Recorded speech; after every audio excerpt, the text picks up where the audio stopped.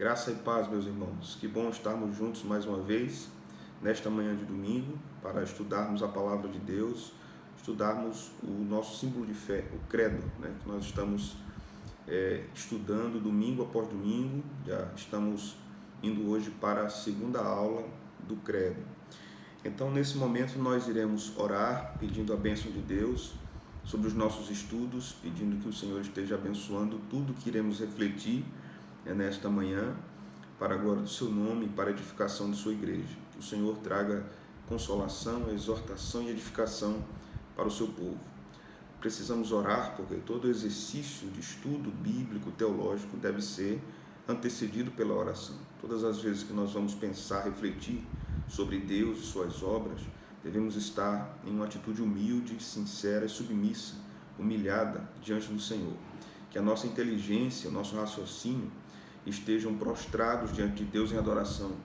Então, por isso que nós devemos iniciar os nossos estudos bíblicos e teológicos nessa manhã, orando ao Senhor. Vamos orar por sua cabeça e vamos ao Senhor em oração. Nosso Deus, nós te louvamos nessa manhã de domingo, onde nós nos reunimos através deste meio, destes canais de comunicação que dispomos. Pedimos a tua bênção sobre nossas vidas, pedimos que o Senhor nos ensine mais de ti, da fé, da história da nossa fé, através dos nossos estudos nesta manhã sobre o credo apostólico. Pedimos que o Senhor nos fortaleça, que o Senhor nos anime, que o Senhor nos exorte, a fim de que nós sejamos sempre conduzidos a vivermos de forma piedosa, a vivermos de forma santa, a vivermos de forma que o teu nome seja testemunhado no mundo onde nós estamos, nos ambientes onde nós estamos, no nosso trabalho, nos nossos afazeres, na nossa vizinhança, na nossa família, que nós sejamos crentes confessantes desta fé genuína que o Senhor nos deu, a fé comum a todos nós, a fé dos santos. É isso que nós te pedimos e te agradecemos no nome de Jesus. Amém. Como nós vimos no último encontro que tivemos na semana passada, fizemos uma introdução sobre o que é o credo, o que significa a palavra credo, não é? Qual deve ser a postura e o entendimento que a igreja deve ter a respeito desse assunto. Hoje nós continuaremos mais estudando especificamente a palavra creio, né? A primeira palavra do credo. Se você tem aí o texto em mãos, que foi disponibilizado para todos vocês nas nossas redes sociais, você pode observar que o credo começa justamente com a palavra latina credo, que significa creio. Creio em Deus, né? Creio em Deus Pai Todo-Poderoso, assim começa. Então a nossa aula hoje estará dividida basicamente em duas partes. Faremos uma reflexão, um estudo desta palavra creio, ou credo, no início do credo, e faremos uma reflexão a respeito da natureza trinitária do credo. Já falamos isso brevemente na última aula, mas hoje nós iremos investigar um pouco mais a respeito da doutrina da Trindade. Então, este termo trinitário tem a ver com a Trindade, né? O credo tem uma estrutura trinitária, essa verdade do credo está baseada no Pai, no Filho e no Espírito Santo, na obra do Pai, na obra do Filho e na obra do Espírito Santo. Então nós somos ensinados no credo sobre o Deus Criador, o Deus Redentor e o Deus Consolador e Santificador da igreja, né? Que são as três pessoas da Trindade. Vamos esclarecer algumas coisas a respeito da Trindade, vamos falar um pouco sobre alguns textos bíblicos do Antigo e do Novo Testamento, sobre a doutrina da Trindade, né? E espero que seja enriquecedor para nós. Nós vamos iniciar nesta manhã examinando um pouco sobre examinando este termo credo que está aqui sobre os nossos olhos, diante dos nossos olhos, né? A palavra creio em Deus. O que significa esta palavra creio para nós no credo? Ou, na verdade, o que significa esta palavra para o próprio credo? É necessário que nós entendamos, né? A primeira coisa que nós devemos considerar aqui é que há no credo uma confissão de que nós cremos na Trindade. Creio em Deus Pai, creio em Jesus Cristo e creio no Espírito Santo. Então o credo está nos conduzindo a uma confissão pública Não é uma confissão para nós, é uma confissão para outros. Então o credo testemunha para outros em que Deus nós cremos. Nós cremos no Deus que é trinitário, no Deus que é trindade ou triuno. A palavra trinitário, trindade ou triuno significam a mesma coisa nesse contexto que nós estamos tratando a respeito de Deus. Então a primeira coisa que nós devemos considerar aqui é que o credo é uma confissão de crença na trindade. Nós cremos na trindade. Quem é Deus para nós? Deus é Pai, Filho e Espírito Santo. Este é o nosso Deus, um único Deus, né? Que subsiste em três pessoas, mas essas três pessoas são um único Deus, revelado nas Escrituras Sagradas do Antigo e do Novo Testamento. A segunda coisa que nós devemos considerar aqui, sobre a palavra creio, é que essa confissão pressupõe uma revelação de Deus. Pressupõe uma revelação natural e uma revelação verbal de Deus, né? Quando no credo nós dizemos creio em quê? Creio no Pai, no Filho, no Espírito Santo e na obra deles. Isso é revelado em algum lugar. Isso não é revelado diretamente à mente dos homens. Nós temos nas Escrituras o ensino sobre a revelação natural ou a revelação geral e a revelação especial. Vamos estudar um pouco sobre isso? Abra sua Bíblia no Salmo 19. Nós vamos ver isso no Salmo 19. E depois nós veremos um texto também em Romanos capítulo 1. Abra aí sua Bíblia no Salmo 19 e nós vamos observar aqui algumas questões importantes sobre a revelação natural ou revelação geral, é a mesma coisa, e a revelação especial. O Salmo nos diz o seguinte, a partir do verso 1: Os céus proclamam a glória de Deus e o firmamento anuncia as obras das suas mãos. Um dia discursa a outro dia e uma noite revela conhecimento a outra noite. Não há linguagem, nem há palavras, e deles não se ouve nenhum som. No entanto, por toda a terra se faz ouvir a sua voz e as suas palavras até os confins do mundo. Aí, pôs uma tenda para o sol, o qual, como noivo que sai dos seus aposentos, se regozija como herói a percorrer o seu caminho. Principia na extremidade dos céus e até a outra vai o seu percurso, e nada refoge ao seu calor. Vejamos que nesta passagem, do versículo 1 até o versículo número 6, nós temos a revelação geral de Deus. Os céus manifestam a glória de Deus. A natureza proclama a Deus. A natureza testemunha sobre Deus. A criação, os pássaros, o canto dos pássaros, toda a natureza, de acordo com as suas leis, não é?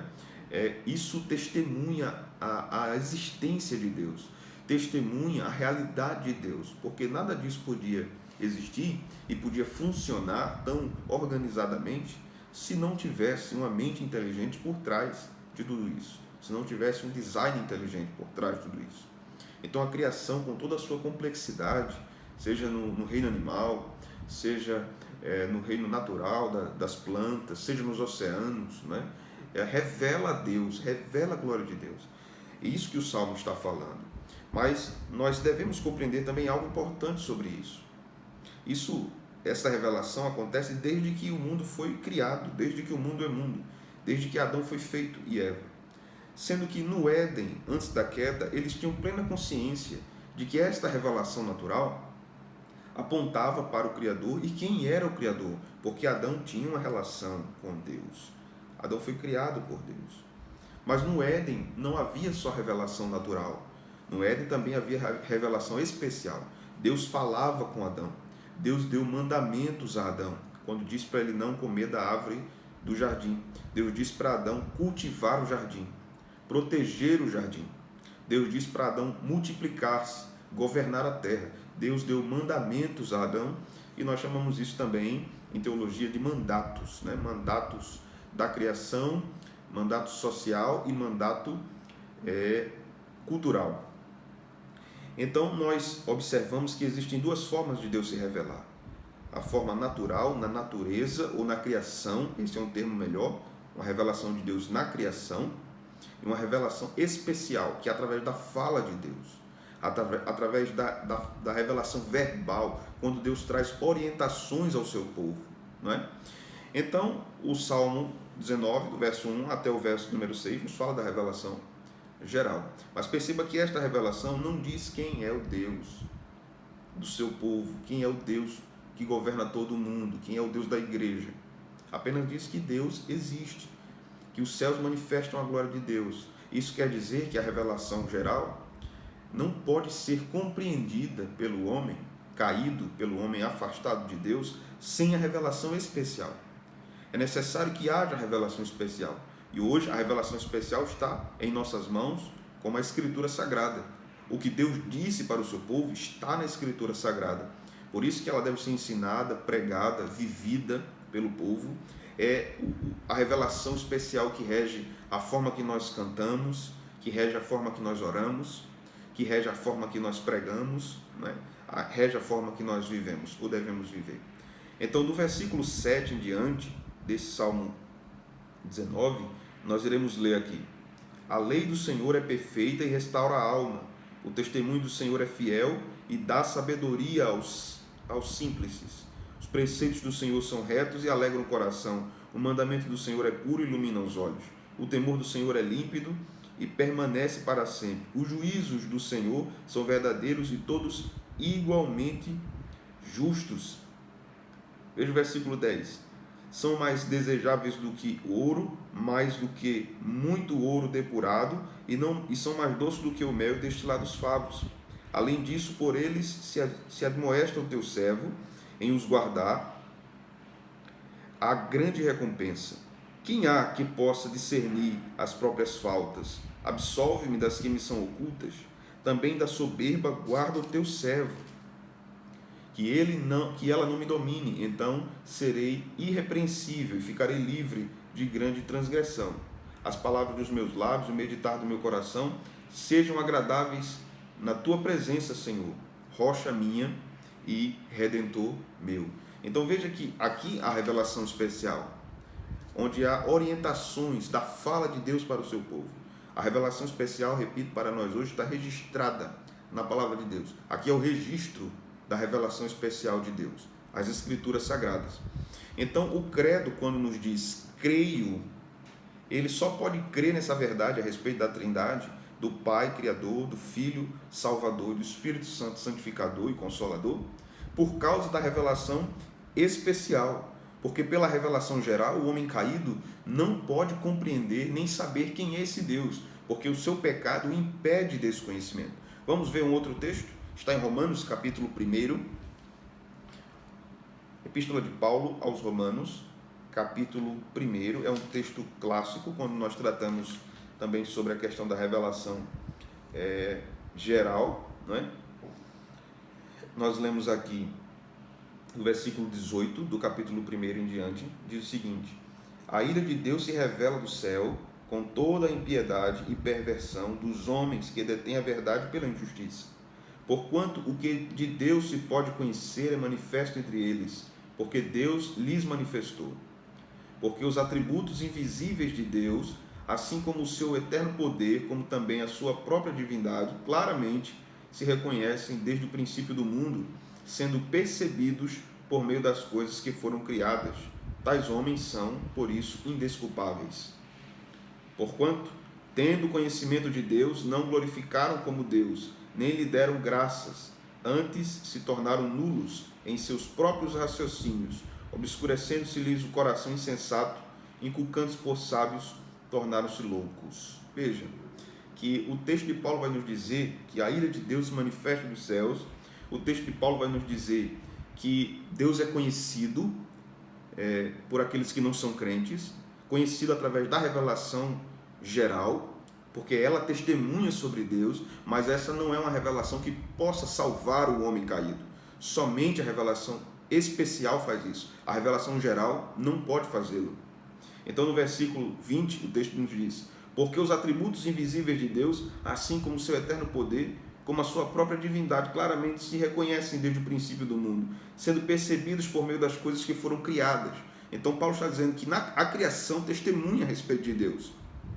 E é possível reconhecer que existe um Deus criador e um Deus juiz quando nós olhamos para a criação. É possível reconhecermos que existe uma moral estabelecida por esse Deus, que existe um padrão para a existência estabelecida por esse Deus. Por isso que nós somos seres morais, não é? Nós temos o senso do certo e do errado. João Calvino vai nos dizer que nós temos a semente da religião, não é? E o senso da divindade. Então todos nós também somos seres religiosos, isso faz parte desta revelação geral, né? Todos nós temos a percepção de que Deus existe, todo ser humano, até aqueles que dizem que Deus não existe, até os ateus, né? Até os ateus precisam de Deus para afirmar que Deus não existe, né? Então, por causa disso, o credo está dizendo, creio. Então, o que pressupõe esta afirmação é a crença na revelação de Deus, é a crença de que a Bíblia é a palavra de Deus. Então, para dizer que creio no Pai, no Filho e no Espírito Santo, eu preciso crer na Bíblia. Então, esta passagem do credo, essa palavra específica do credo, pressupõe a revelação registrada nas Escrituras Sagradas. Então, por isso que um dos solas da Reforma Protestante, né, existiam 5 solas, o primeiro sola é sola Escritura, porque a nossa fé é baseada nas Escrituras. Recebemos o dom salvífico da fé, mas somos guiados neste conhecimento de fé pelas Escrituras. É por ela que o Evangelho é pregado, né? Romanos 10 e 17. É por ela que nós cremos. É por ela que nós somos santificados. João 17, 17. Jesus ensinou isso, né? Então a palavra nos santifica, a palavra nos converte, a palavra molda a nossa mente. O Espírito Santo usa a palavra como instrumento para isso, para a pregação e para a santificação do povo de Deus, certo?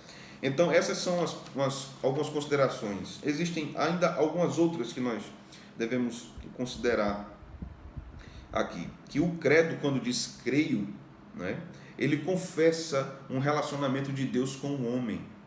O credo está dizendo que o homem tem um relacionamento com Deus, quando ele diz creio em Deus.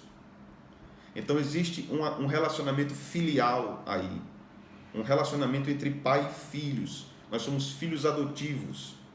Então o credo não apenas pressupõe que nós cremos na Bíblia, o credo também pressupõe, quando nós dizemos creio, que nós temos um relacionamento com Deus, que nós somos filhos de Deus, que nós somos salvos por Jesus Cristo, santificados pelo Espírito Santo, né? O credo também nos diz aqui algo muito importante. Não significa um ato isolado de fé, quando nós dizemos creio em Deus. Não é um ato individual de fé, não é cada um por si. Quando a palavra creio é invocada no credo, é colocada no credo, né, que nos estimula, nos incentiva a confessarmos isso, creio, também é um compromisso com a igreja. Porque creio no Pai, creio no Filho, creio no Espírito Santo. Creio na Santa Igreja Católica, como vai dizer o credo mais à frente. Então a minha confissão de fé está comprometida com Deus, com a sua palavra e com a sua igreja. Porque eu não creio sozinho e eu não confesso a Deus sozinho. Eu confesso junto com a igreja. Veja, há uma passagem interessante do teólogo suíço Calbart, quando ele trata sobre esta questão da confissão, né? Barth vai nos dizer uma coisa muito interessante aqui. Veja, ele diz o seguinte: credo ou creio, no início do símbolo, não significa o ato de fé de uma pessoa bem disposta, bem dotada ou mesmo especialmente erudita, propriamente falando. O ato do credo é o ato da confissão, mas o sujeito da confissão é a igreja e, portanto, não o indivíduo em si, nem em virtude de qualquer sinal humano ou certamente divino que ateste a sua individualidade, mas o indivíduo exclusivamente em virtude dele carregar a marca de ser membro da igreja. Quando a realidade de Deus, na medida em que ela afeta o homem, é reconhecida pela igreja, na forma de cognições definitivas alcançadas da revelação de Deus, então vem a existência neste público. E o responsável a esta recognição de uma confissão, um símbolo, um dogma, um catecismo, então vem a existência as cláusulas de fé. Quando o indivíduo diz, no sentido do símbolo, creio ou credo, ele não o faz como um indivíduo, mas ele confessa, ou ele se confessa. E isso quer dizer, ele inclui a si mesmo numa confissão pública, ele inclui a si mesmo como responsável, ele inclui a si mesmo na igreja, como sendo membro da igreja, membro do corpo de Cristo. Então a palavra creio significa objetivamente tudo isso, né? No credo. É maravilhoso, porque o credo é riquíssimo para a nossa reflexão cristã. Não podemos exercer uma fé cristã sem termos esse compromisso com a Escritura, com o Deus da Escritura, o Deus que a Escritura revela, não um Deus que eu imagino, não um Deus que eu crio, não um Deus que eu acho que é verdadeiro, né? Não um Deus que eu idealizo como sendo apenas bondoso e amoroso, ou um Deus que eu idealizo que ele é apenas juiz, né? Que está pronto a julgar todos os homens.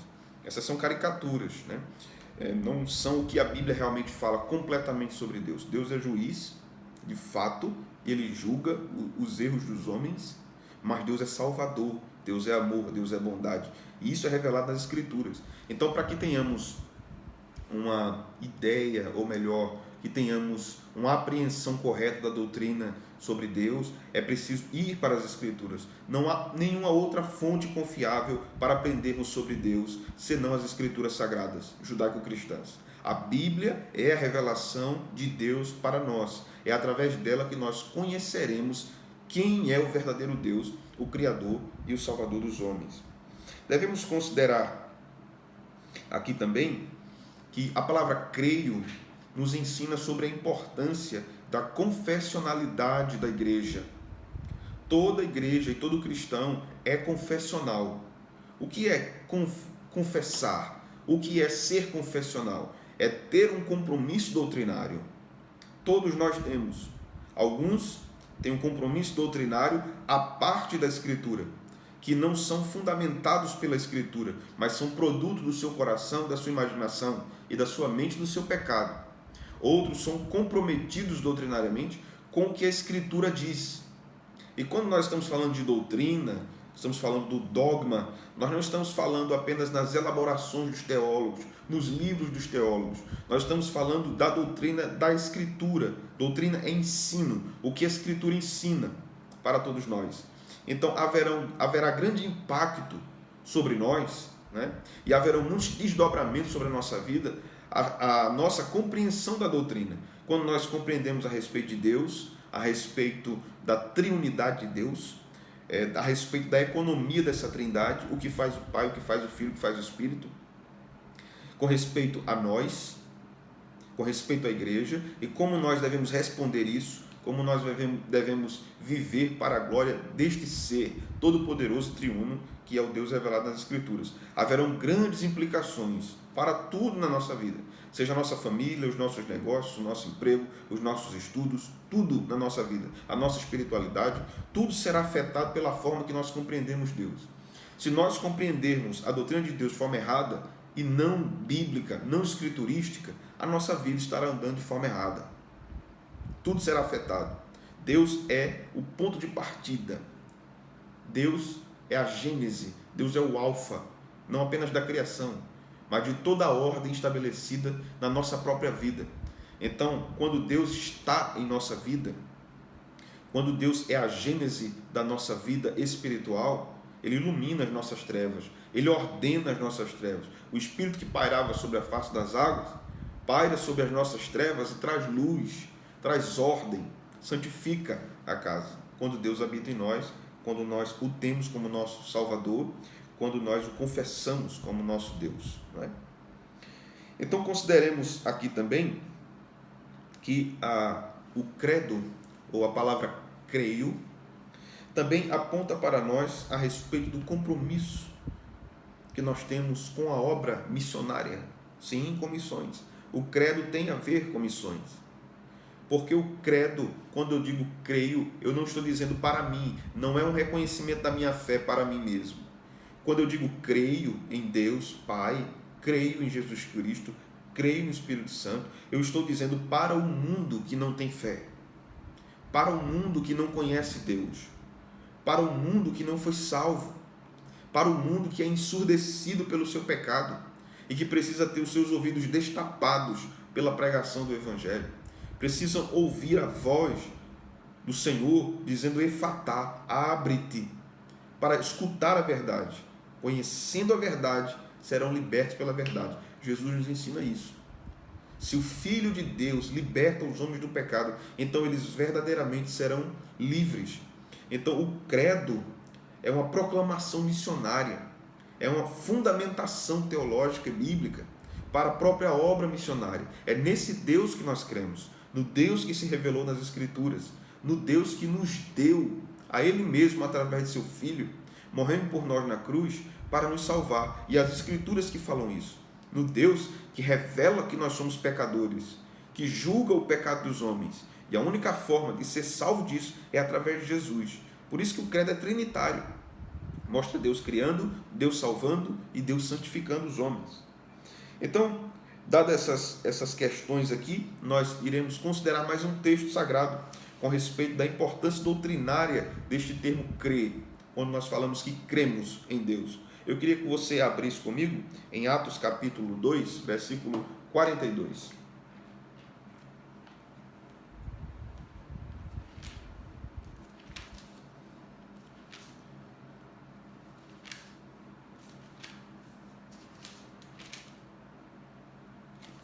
Atos dos Apóstolos, capítulo 2 e versículo 42.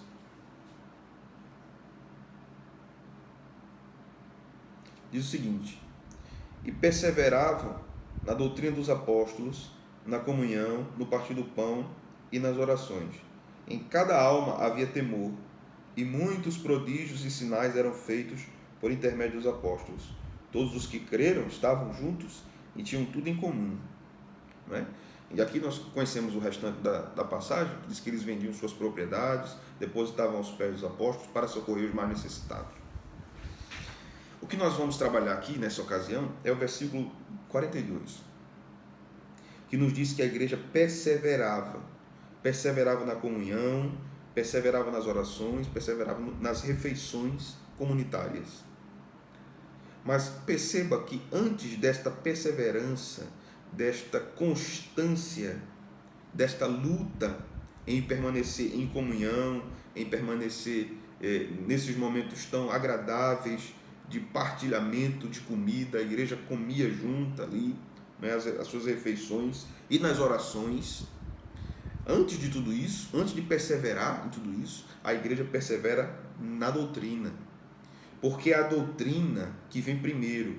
Perseverando na doutrina, então a igreja vai perseverar na comunhão, no partir do pão e nas orações. Porque é a doutrina que ensina a igreja sobre a importância da comunhão, a importância da oração, a importância dos sacramentos. É a doutrina. E a doutrina está nas Escrituras. E é isso que o credo está falando. Eu creio em Deus Pai, porque as Escrituras me dizem quem é Deus Pai. Eu creio no Deus Filho, porque as Escrituras me dizem quem é Deus Filho. Eu creio no Espírito, porque as Escrituras me dizem quem é o Espírito. Então, por isso que a Escritura vai me guiando, a Escritura vai me doutrinando, a Escritura vai me levando para o centro da vontade de Deus, que é boa, perfeita e agradável. Então, a confissão do credo é extremamente importante.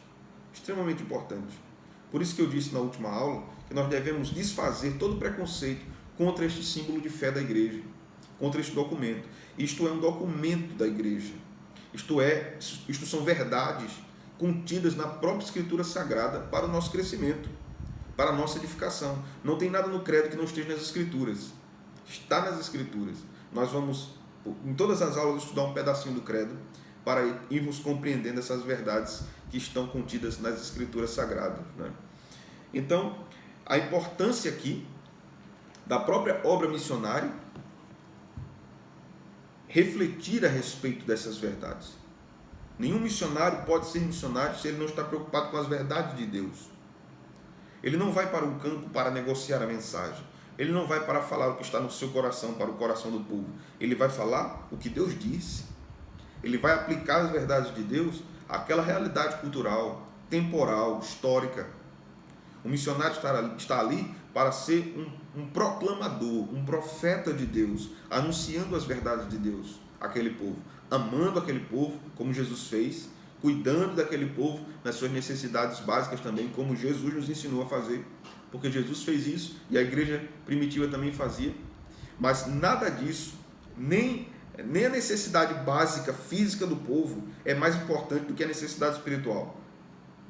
Primeira doutrina, depois as outras necessidades. Primeira doutrina, depois as outras coisas. Então, não devemos esquecer da comunhão, não devemos esquecer do partir do pão, não devemos esquecer das orações. Mas tudo isso vem como consequência da doutrina. A doutrina não pode ser desprezada. Então, uma igreja sem doutrina é uma igreja que vai errar na sua forma de comunhão, é uma igreja que vai errar na sua forma de amar, é uma igreja que vai errar na sua forma de viver, porque não são formas guiadas pela palavra de Deus.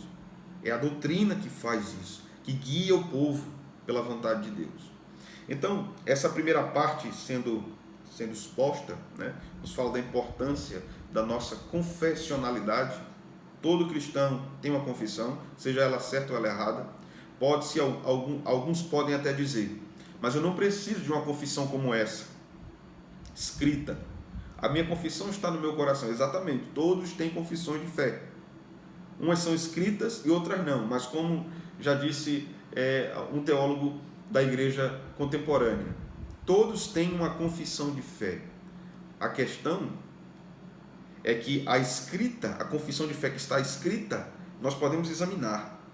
Aqueles que têm uma confissão de fé apenas no coração, que é algo particular, nós não podemos examinar. Então, a igreja crê de forma pública. A fé é algo público. Fé no sentido de confissão, de doutrina, no que a igreja crê. Então, aquilo precisa estar registrado em documento.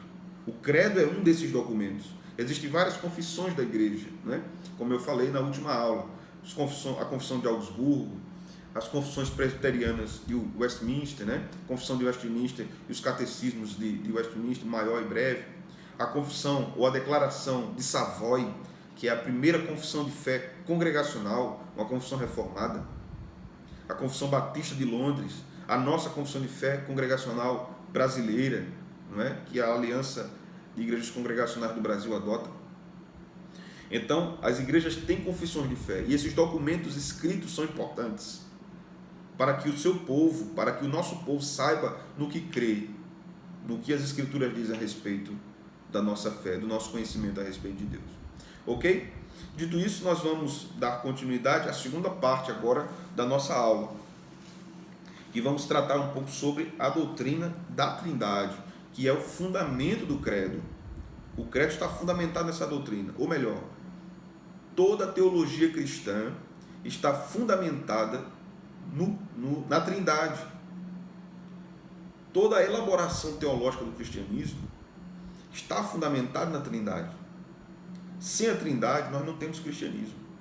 Sem a Trindade, nós não temos igreja. Sem a Trindade, nós não temos a Escritura, não temos a revelação de Deus. A Trindade é o fundamento de todas as coisas. Então, primeiro nós devemos considerar algumas questões a respeito da Trindade. Vamos observar alguns textos bíblicos que nos falam sobre isso também. A primeira questão que nós devemos responder é um questionamento que algumas pessoas fazem. Há alguns grupos religiosos, né, como Testemunhas de Jeová, por exemplo, que dizem que eles não creem na Trindade e dizem que a palavra Trindade nem está na Bíblia. Então, como podemos crer numa doutrina que a palavra não está na Bíblia? Consideremos isso. A primeira coisa que nós devemos considerar quanto a essa indagação é que a própria palavra Bíblia não está na Bíblia, e nem por isso nós deixamos de crer. A palavra Trindade é uma palavra técnica, é uma palavra teológica.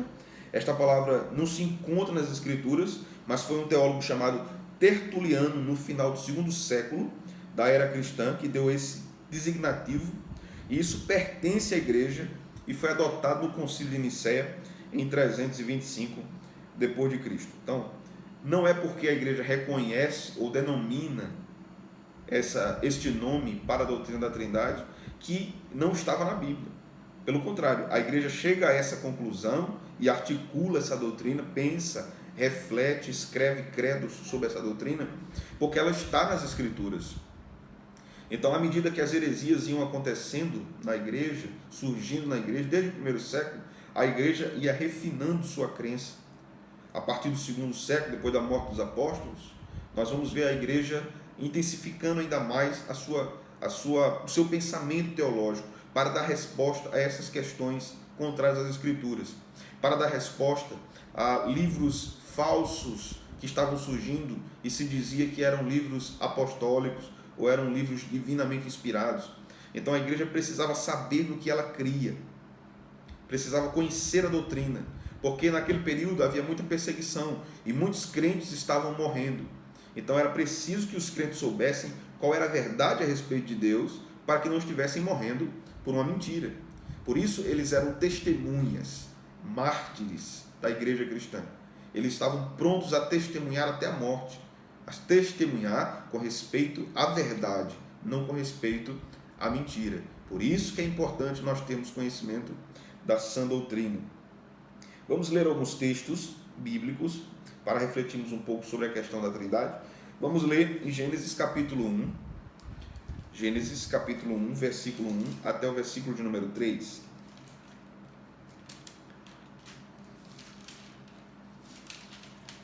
Gênesis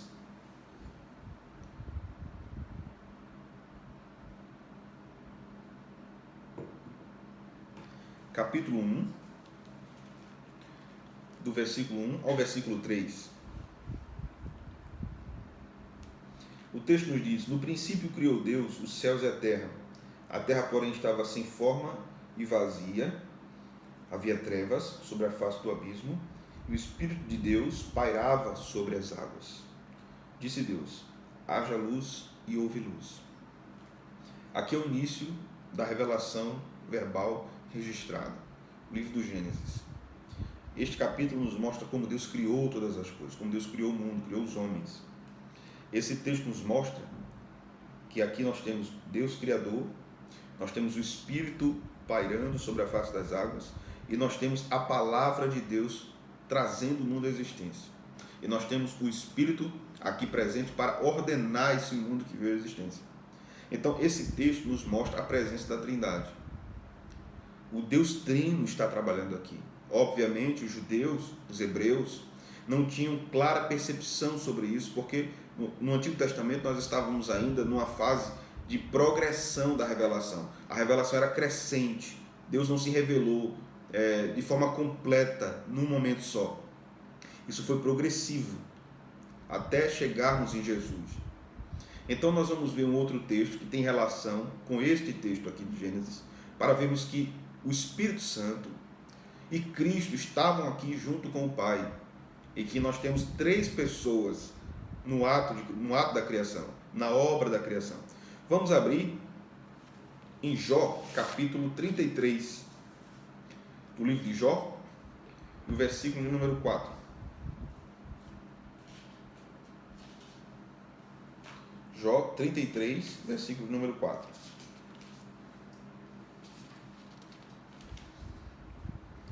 O texto vai nos dizer aqui: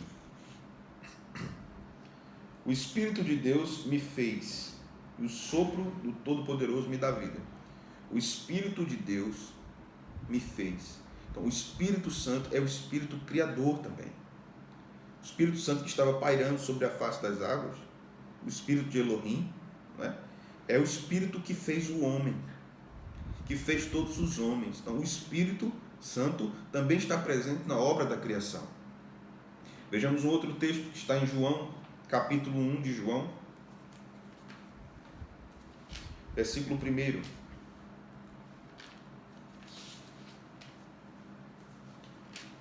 João, capítulo 1, versículo 1. O texto nos diz: no princípio era o Verbo, e o Verbo estava com Deus, e o Verbo era Deus. Veja, o texto vai nos mostrar pelo contexto que o Verbo aqui, na fala de João, o apóstolo, é Jesus. E diz que o Verbo estava com Deus, ou seja, com o Pai, e o Verbo era Deus. João está afirmando que Jesus é Deus. Veja o versículo de número 3. Todas as coisas foram feitas por intermédio dele, e sem ele nada do que foi feito se fez. Está falando do Verbo. Então está dizendo que o verbo criou. Então não apenas o Pai estava criando, o verbo também estava. Jesus também estava criando, né? O Espírito estava criando. Vamos ler mais um texto que está em Colossenses, capítulo 1 de Colossenses. Abra aí sua Bíblia. Capítulo 1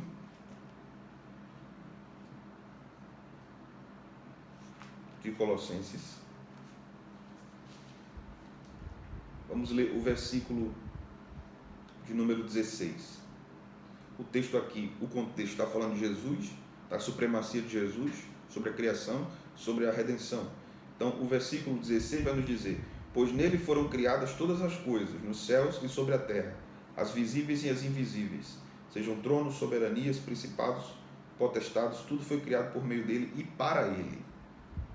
Então, tudo foi criado por meio de Jesus e para Jesus. Então, aqui nós vemos a presença ou a atuação da Trindade na criação. Esse é apenas um exemplo de muitos que nós observamos nas Escrituras. Poderíamos dar vários exemplos aqui da atuação da Trindade, não apenas na criação, mas na salvação e na santificação. Mas acredito que estes exemplos que nós demos já é suficiente. Vamos ver mais alguns outros exemplos aqui a respeito da doutrina da Trindade. Abra sua Bíblia em Mateus capítulo 3. Vamos ver um texto que é clássico, que trata sobre o batismo de Jesus. Capítulo 3 de Mateus, que vai tratar sobre o batismo de Jesus.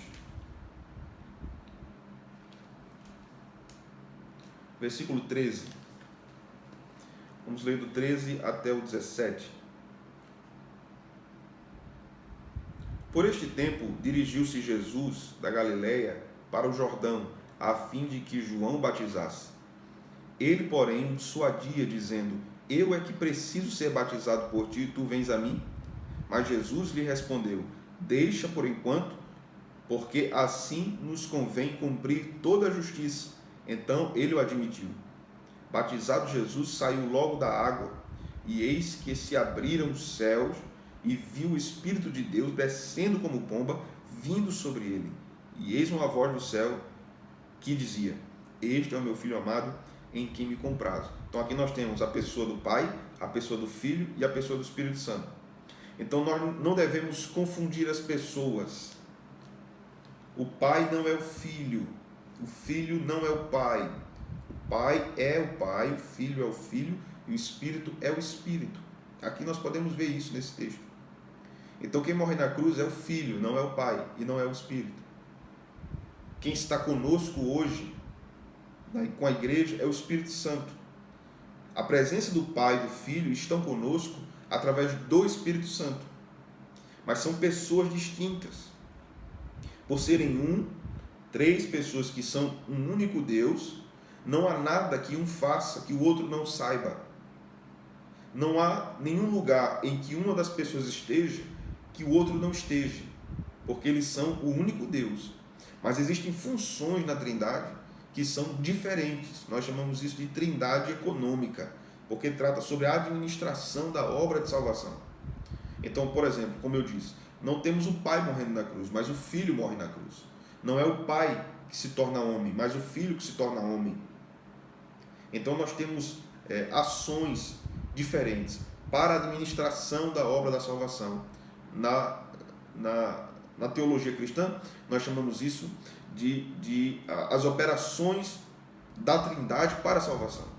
É importante conhecermos isso, é importante sabermos isso. Então, esses são alguns textos que nós observamos nas Escrituras que vão tratar sobre a doutrina da Trindade e sobre a palavra creio, que é uma palavra que demonstra a confessionalidade da igreja. O que a igreja crê? A primeira coisa que nós aprendemos é que a igreja crê na Trindade. A partir disso, nós vamos compreender todas as coisas. A partir das verdades na Escritura, que Jesus é Salvador, que é mostrado no credo, nós vamos também partir do pressuposto que, se precisamos de um Salvador, é porque somos pecadores. Então, indiretamente, implicitamente, o credo vai tratar sobre a doutrina do pecado. O credo vai tratar sobre a doutrina do pecado. O credo vai tratar sobre o juízo final. Então, também está tratando sobre a doutrina do pecado. O credo vai falar sobre a igreja, a importância da comunidade, porque é obra do Espírito.